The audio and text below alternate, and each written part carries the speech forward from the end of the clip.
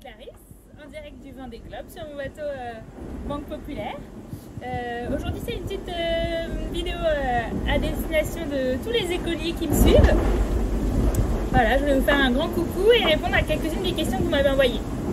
Alors la première c'est où est-ce que je suis? Et bien là je suis au large des côtes du Brésil, donc au large de l'Amérique du Sud. Et je vais même passer entre deux petites îles, entre un archipel de Trinidad et des îles Martin Vaz. Vous pourrez peut-être aller regarder, c'est les toutes petites îles au milieu de l'Atlantique. Donc là on voit l'Amérique du Sud, ça c'est ma carto, le Brésil, on voit tous les concurrents et moi je suis le petit point orange là. Voilà, celui-là qui fait un peu des zigzags à cause des grains. Et je vais passer entre les îles qui sont ici bientôt. Alors mes nuits, petite question sur mes nuits. Mes nuits elles sont un petit peu mouvementées parce qu'il faut s'occuper du bateau tout le temps. Après j'ai un pilote automatique qui me permet de ne pas avoir à barrer, mais il faut régler les voiles, il faut choisir sa trajectoire. Donc je dors pas forcément la nuit, je dors aussi le jour, mais c'est vrai que je dors plus facilement la nuit. Et j'ai tendance à faire des siestes de environ une demi-heure à 45 minutes, ça dépend des conditions météo. Là en ce moment c'est un petit peu fatigant parce qu'il y a beaucoup de grains, c'est des gros nuages avec du vent et de la pluie et qui font que je dois changer les réglages de mes voiles tout le temps. Et ça c'est très fatigant parce que je peux pas aller me poser tranquillement dans le bateau, il faut que je sorte, que je rentre, que je sorte, que je rentre pour m'occuper de mes voiles.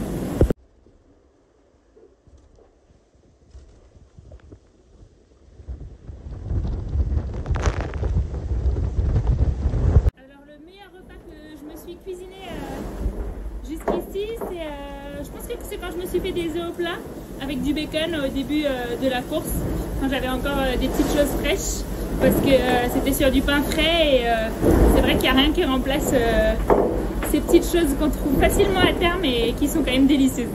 En termes d'animaux, j'ai pas encore vu beaucoup d'animaux marins parce que mon bateau il va très vite et il mouille beaucoup, alors c'est pas facile de toujours être en train de scruter l'horizon.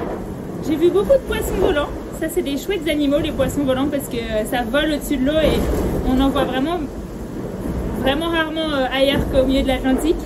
Et j'ai vu pas mal d'oiseaux aussi justement en train d'essayer de chasser les poissons volants. Et le petit truc sympa que j'ai vu c'est un petit crabe qui s'était caché dans mon bateau à l'avant dans un endroit où il y a toujours un petit peu d'eau.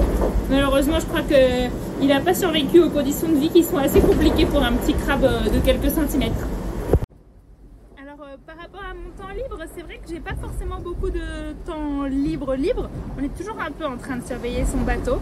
Mais dès que j'ai du temps libre, le premier truc que je fais c'est d'aller dormir ou de m'allonger, au moins fermer les yeux, faire un petit peu de respiration, de sophrologie pour me reposer, pour me détendre, pour essayer de lâcher prise. Et après j'ai carrément de quoi regarder des petits films. Je regarde des petits documentaires, des petits films par petits bouts, hein. Je regarde jamais tout en entier, mais ça permet de se changer les idées. J'écoute beaucoup de musique et j'ai déjà lu 2 livres depuis le début. Un qui était une espèce de roman d'histoire d'amour très facile à lire et l'autre qui était un truc un peu triste sur une jeune fille malade, une histoire vraie mais qui était très bien écrit. Et voilà, donc j'ai plein d'autres livres qui m'attendent sur une liseuse. En fait, j'emmène pas de livre papier, c'est une liseuse.